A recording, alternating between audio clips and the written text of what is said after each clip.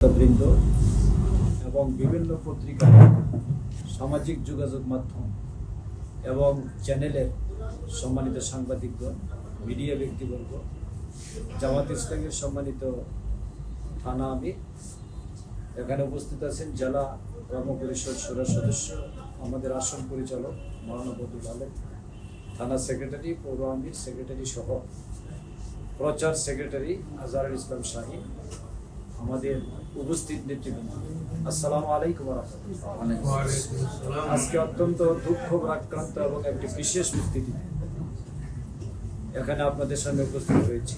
আমরা অনেক আগেই চিন্তা করেছিলাম নির্বাচনের শিডিউল ঘোষণার প্রথমার্ধেই আমরা প্রেস ক্লাবের সাংবাদিকদের সামনে উপস্থিত হব এবং প্রিলিমিনারি একটি বক্তব্য আমরা তুলে ধরব।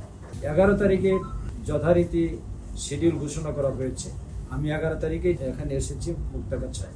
আসার পর 12 তারিখে অবস্থান করছি। আমাদের অনেক প্রোগ্রাম ছিল এবং আমাদের নিয়ত ছিল যে প্রেস ক্লাবের সাংবাদিকদের সাথে আমরা সাক্ষাৎ করব, কিন্তু অত্যন্ত দুর্ভাগ্যের বিষয়, গতকালকে যারা বাংলাদেশকে স্বৈরাচারের কবল থেকে উদ্ধার করেছেন তাদেরই একজন জুলাই যোদ্ধা, যিনি ঢাকা 8 আসনের প্রার্থী উসমান হাদি, তিনি মর্মান্তিকভাবে গুলিবিদ্ধ হয়েছে, যার ফলে আমরা তার সম্মান শ্রদ্ধা প্রদর্শন করব এবং নির্বাচন কমিশনের আচরণ বিধি আইনগত মানার এবং নির্বাচনের পরিবেশ তৈরি করার লক্ষ্যে আমিরে জামাত ডাক্তার শফিকুর রহমান দেশব্যাপী 2 দিন সকল রাজনৈতিক পূর্ব ঘোষিত সভা সমাবেশ আমাদের স্থগিত ঘোষণা করেছে। ফলে আমরা কালকে এবং আজকে সন্ধ্যা পর্যন্ত কোনো কার্যক্রমে আমরা অংশগ্রহণ করিনি। ইন্টারনাল একান্তই সাংগঠনিক বিষয়গুলোতে আলাদা, সেগুলি হচ্ছে। আজকে আমি আপনাদের সামনে নির্বাচনের শিডিউল ঘোষণার মুহূর্তে উপস্থিত হতে পেরে আল্লাহর দরবারে শুকরিয়া আদায় করছি, আপনাদের প্রতি আন্তরিক কৃতজ্ঞতা জ্ঞাপন করছি। আমি স্মরণ করছি জুলাই যোদ্ধাদের, যারা রক্ত দিয়ে দেশটাকে স্বৈরাচার মুক্ত করেছেন, একটি ব্যবস্থার পতন ঘটিয়েছে। আমরা কোনো দল, কোনো ব্যক্তির পতনকে গুরুত্বপূর্ণ মনে করি না। আমরা একটি সিস্টেম, একটি চরিত্রের পরিবর্তন চাই, একটা চরিত্রের পতন কামনা করি এবং সেখানে কোনো ব্যক্তির প্রতিষ্ঠা নয়, একটি আদর্শ, নীতি, নৈতিকতা এবং একটি ব্যবস্থা, একটি চরিত্রের প্রতিষ্ঠা হবে, এটা আমাদের কামনা।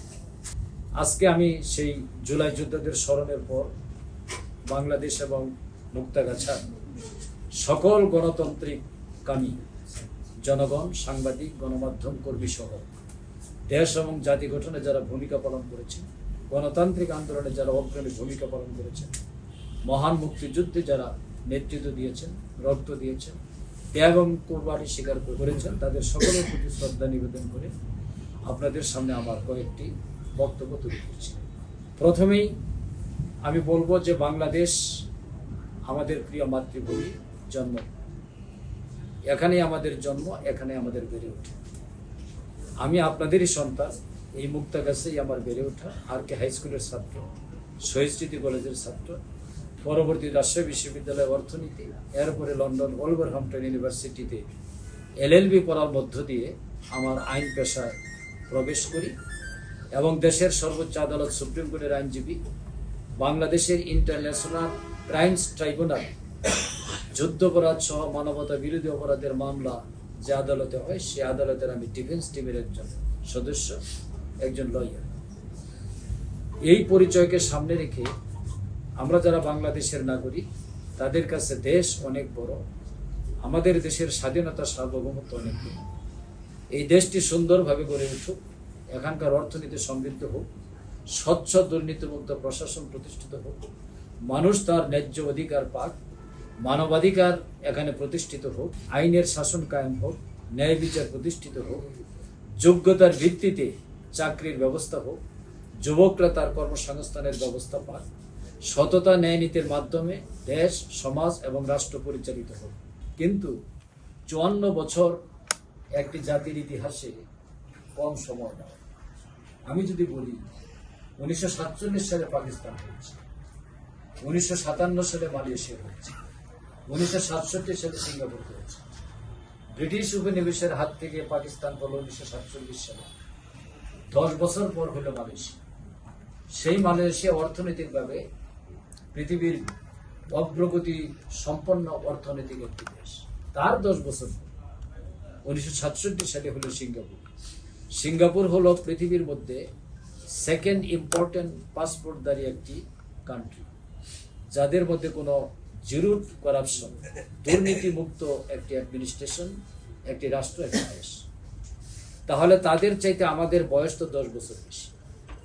1971 সালে আমাদের দেশটি স্বাধীন হয়েছে। স্বাধীন হওয়ার পরে 54টি বছর পার হল। একটি দেশ মাত্র 10 বছরে যতটুকু আগায়, আমরা 54 বছরে ততটুকু আগাইতে পারলাম না কেন? আমাদের দেশে বাজেট 71 সালের পর 73-তে প্রথম জাতীয় সংসদের সময় মাত্র 738 কোটি টাকা বাজেট, আর এখন বাংলাদেশের বাজেট হলো 6,97,000 কোটি টাকা। এটা অন্তর্বর্তীকালীন সরকার 7,000 কোটি টাকা কমিয়ে 6,90,000 কোটি টাকার বাজেট বর্তমানে বাংলাদেশে চলছে। উন্নয়ন বাজেট এবং শিক্ষা খাত, স্বাস্থ্য খাত সবকিছু যদি মূল্যায়ন হয়, তাহলে এই বাজেট বাস্তবায়ন হলে একটি দেশে একটি বিরাট ডেভেলপমেন্ট হয়ে যাবে, কিন্তু হচ্ছে না। আমাদের দেশে শিক্ষা খাতে বরাদ্দ, স্বাস্থ্য খাতে বরাদ্দ, সব খাতেই বরাদ্দ অন্যান্য দেশের চেয়ে অনেক কম। বিশেষ করে এই দেশের যুব সমাজকে গড়ে তোলার জন্য যে বাজেট থাকা দরকার এবং যে পৃষ্ঠপোষকতা দরকার, তার কোনো কিছুই আমরা আমাদের বাজেটে দেখি না। সামগ্রিক প্রেক্ষাপটকে সামনে রেখে আজকে আমাদের বাংলাদেশে অনেকগুলো ফল্ট আমরা খুঁজে পাই। আমি কোনো দলীয় দৃষ্টিভঙ্গি থেকে কথা বলছি, কারণ আমি প্রফেশনাল লাইফে বেশি লিড করেছি। অর্থনীতির ছাত্র হিসেবে অর্থনৈতিক অঙ্গনে ছিলাম, সাংবাদিকতার সাথেও ছিলাম, প্রফেশনাল আইন অঙ্গনেও ছিলাম, জামাতে দায়িত্ব পালন করেছি, রাজশাহী বিশ্ববিদ্যালয়ে মাঠে রাজনীতি করেছি, ছাত্র সংসদ জোহাওয়ালের ভিবি ছিলাম।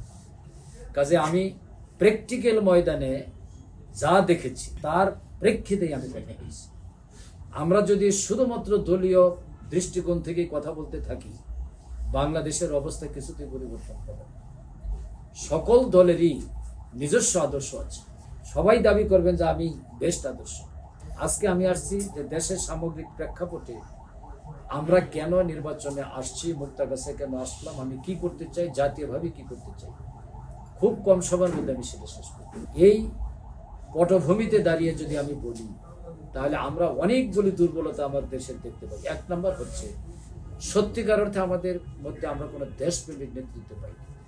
2-1 জন ছিলেন, কিন্তু 2-1 জনও তারা দেশ সেবার সুযোগ পান। নির্দিষ্ট মেয়েদের আগে দুনিয়া থেকে তাদেরকে বিদায় করতে হচ্ছে। আমরা তাদেরকে স্যালুট করি, সম্মান জানাই। এরপরে দেখেন দ্বিতীয় যে সমস্যা আমাদের, সেটা হলো করাপশন মুক্ত দেশ আমরা করতে পারি। যারা রাষ্ট্র ক্ষমতায় ছিলেন এটা তো তাদেরই দায়িত্ব। আমি বড়জোর বলতে পারি আমাদের 2 জন মন্ত্রী ছিলেন, 3টা মন্ত্রণালয় চালিয়েছে। আমরা এটা বুক ফুলে বলতে পারি যে 3টি মন্ত্রণালয়, কৃষি 2 বছর, শিল্প 3 বছর। এই 5 বছর মন্ত্রণালয় চালিয়েছেন নিজামী সাহেব, আর সমাজ কল্যাণ মন্ত্রণালয় চালিয়েছেন আলী হাসান মাহমুদ মুজাহিদ সাহেব। চুরি ডাকাতি তো এখানেই হয়, মন্ত্রীরাই তো করেন। এই 3টি মন্ত্রণালয়ের 2 জন মন্ত্রীর বিষয়ে 111-এর সরকার সকল মন্ত্রণালয়ে সার্চ করে কম বেশি দুর্নীতি সবার হয়েছে এবং সবার বিরুদ্ধে মামলা হয়েছে, কিন্তু নিজামী সাহেব, মুজাহিদ সাহেবের বিরুদ্ধে দুর্নীতির কোনো মামলা হয়নি। যেটা হয়েছিল তদানীন্তন প্রাইম মিনিস্টার বেগম জিয়ার সাথে নাইকো মামলা, নাইকো মামলার প্রেক্ষাপট আমি বলবো না, সেই প্রেক্ষাপট আপনাদের জানা আছে। সেখানে পারচেজ কমিটির সদস্য ছিলেন নিজামী সাহেব, উনি নোট অফ ডিসেন্ট দিয়েছেন, একদম লেখা আছে। ফলে ওইটায় তিনি আক্রান্ত হওয়ার কথা না, পারেন না। আমরা এই দাবি করতে পারি যে আমাদের মন্ত্রীদের দ্বারা পরিচালিত মন্ত্রণালয় সম্পূর্ণ দুর্নীতিমুক্ত ছিল, আর সকলেই দুর্নীতির হাত থেকে নিজেকে মুক্ত রাখতে পারে। এর দায়িত্ব সংশ্লিষ্ট দল এবং নেতাদেরকে নিতে হবে। এই জন্য আমি বলছি, তারা কেউ করাপশন মুক্ত সমাজ এবং রাষ্ট্র প্রতিষ্ঠা করতে পারে না। এটা আমাদের 1 নম্বর সমস্যা। 2 নম্বর সমস্যা হলো সুশাসন প্রতিষ্ঠিত কেউ পারে না। কারণ প্রশাসনিক যে অ্যাপয়েন্টমেন্টগুলো দেওয়া হয়েছে কম বেশি দলীয় দৃষ্টিভঙ্গিতে দেওয়া হয়েছে। এটার ইতিহাস আমাদের অত্যন্ত মর্মান্তিক। বিচারপতিদের বয়স বাড়ানো থেকেই 111-এর ক্রাইসিস শুরু হয়েছে। যে বিচারপতিদের বয়স 67 বছর ছিল, এটা থাকলে হয়তো বা ওই সময় কোনো ক্রাইসিস হতো না। কিন্তু কেন এটা করা হয়েছিল? যে এরপর যিনি চিফ জাস্টিস হয়ে আসতেছেন তিনিই হবেন পরবর্তী সরকারের প্রধান এবং কেয়ারটেকার সরকার প্রধান। এই দৃষ্টিভঙ্গির কারণেই এই যে এটা তো একটা ইল মোটিভের পলিটিক্যাল দৃষ্টিভঙ্গি এখানে কাজ করেছে। তারপরে যত বিচারপতি নিয়োগ হয়েছে কোনো বিচারপতি পলিটিক্যাল দৃষ্টিভঙ্গি ছাড়া এখানে অ্যাপয়েন্টমেন্ট পায়। আমরা এবার দাবি করেছিলাম যে বিচারপতি নিয়োগের ক্ষেত্রে যিনি কর্মে প্রবীণ হবেন, যিনি সিনিয়র হবেন মোস্ট, তিনি হবেন পরবর্তী প্রধান বিচারপতি। কারণ এর মাধ্যমে সিনিয়রিটি যারা গড়ে উঠবে তাদের মধ্যে চেইন ভাঙ্গার কোনো প্রবণতা হবে না। সবাই ধরে রাখবেন আমাকে বিচারপতির ক্ষেত্রে সততা, দক্ষতা, ন্যায় নীতি, প্রফেশনালিজমের প্র্যাকটিস করতে হবে, তাহলে আমি এক পর্যায়ে যে চিফ জাস্টিস দিতে পারবো। তখন প্রতিযোগিতা হবে to go on appellate division according to his merit and skill base. এটা হবে প্রতিযোগিতা। যার জন্য আমাদের প্রস্তাব ছিল এই সংস্কারে যে যিনি প্রবীণতম হবেন কর্মে তিনি হবেন চিফ জাস্টিস। কিন্তু আমাদের আরেকটি রাজনৈতিক দলের বন্ধুরা এটা নোট অফ ডিসেন্ট দিলেন। তাদের বক্তব্যটা কি? দুইজনের মধ্য থেকে একজনকে করা হবে। পলিটিক্যাল ইমপ্লিমেন্টেশনটা এখানেই হয়। দুইজনই গুরুত্বপূর্ণ। যিনি সিনিয়র তিনি হবেন স্বাভাবিক, এটা তার রাইট। কিন্তু আপনি যখনই বলবেন একজন দুইজনের মধ্য থেকে ওই দুইজনের একজনকে নিব, তখন একটা পলিটিক্যাল দর কষাকষির সুযোগ হয়ে যাবে। তলে তলে দর কষাকষি হবে, তুমি আমার পারপাস সার্ভ করবা, তাহলে will be the chief justice. এখানেই সমস্যাগুলো হয়। এই জন্য আমি বলছি সুশাসন টোটালি আমরা প্রতিষ্ঠিত করতে পারিনি বাংলাদেশে।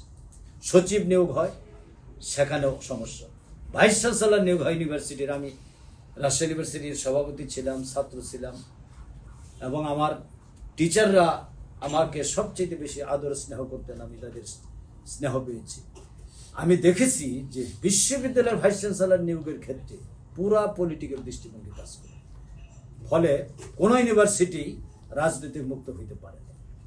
এই জাতির যে দৈন্যদশা তার এগ্রিগেট ফল হইল আজকে বাংলাদেশ পৃথিবীর মানচিত্রে একটি করাপ্টেড নেশন, একটা দুর্নীতিবাজ রাষ্ট্র হিসেবে প্রতিষ্ঠিত হয়েছিল। কার আমলে চ্যাম্পিয়ন হয়েছিল আমরা তা বলবো না, রাজনৈতিক ভাষায় চলে যাই। কিন্তু 28 লক্ষ কোটি টাকা দেশের বাইরে পাচার হয়ে গেল, এটা কি সোজা কথা? বাজেট হলো 7 লক্ষ কোটি টাকা, আর 28 লক্ষ কোটি টাকা যদি পাচার হয় তাহলে 4 বছরের বাজেট চলে গেছে। একটা সরকার একটা পুরা 5 বছরের মেয়াদ পরিচালনা করতে পারে এই দুর্নীতির টাকা। বাংলাদেশের ব্যাংকের কি করুন অবস্থা আপনারা দেখেন। 5টা ব্যাংক একীভূত করতে হয়েছে। একীভূত করার ডেফিনেশন কি আমরা জানি? কোনো টাকা পাবে না এইখানকার যারা আমানত রেখেছেন তারা, এবং যারা ইনভেস্ট করেছেন তারা কোনো টাকা পাবেন, বাইরে যাবে সব টাকা। কোটি টাকা যারা ইনভেস্ট করেছেন তারাও সর্বোচ্চ 1 লাখ টাকা পাবে। দেশের ব্যাংক ব্যবস্থা যদি ভেঙে পড়ে, অর্থনীতি যদি ভেঙে পড়ে, সেই দেশ অচল। এরপরে ফুয়েল এনার্জি খাতে বিরাট বিপর্যয়। বাংলাদেশে যে পরিমাণ গ্যাস আছে, যে পরিমাণ এনার্জি আছে, শুধুমাত্র র মেটেরিয়ালস হিসেবে গেলে উত্তোলনের যে বিদেশি কন্ট্রাক্টর তাদেরকে যদি ব্যবহার করা যায়, বাংলাদেশের সমস্ত গ্যাস নিজের চাহিদা পূরণ করার পরে এটা বিদেশে রপ্তানি করা সম্ভব। কিন্তু আমরা সেটা পারি।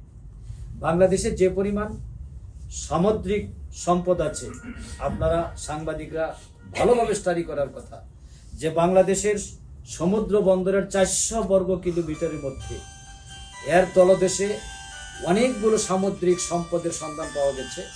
25টি উপকরণ পাওয়া গেছে যেটা পৃথিবীর কোনো সামুদ্রিক বন্দরে পাওয়া যায় না। এই 25টি উপকরণ যদি উত্তোলনের ব্যবস্থা থাকে, এইটা দিয়েই বাংলাদেশের বিপুল পরিমাণ অর্থ ইনকাম হতে পারে। আরেকটি হলো ডেল্টা প্রজেক্ট, সেটা হলো কুড়িগ্রাম, অর্থাৎ যমুনার উৎপত্তি যে সীমান্ত থেকে, সেখান থেকে যমুনা সেতু পর্যন্ত এই রাস্তার 2 পাশ দিয়ে করিডোর তৈরি করার একটা প্রস্তাব বিশ্ব ব্যাংক দিয়েছে। এটাকে বলা হয়েছে ডেল্টা প্রজেক্ট।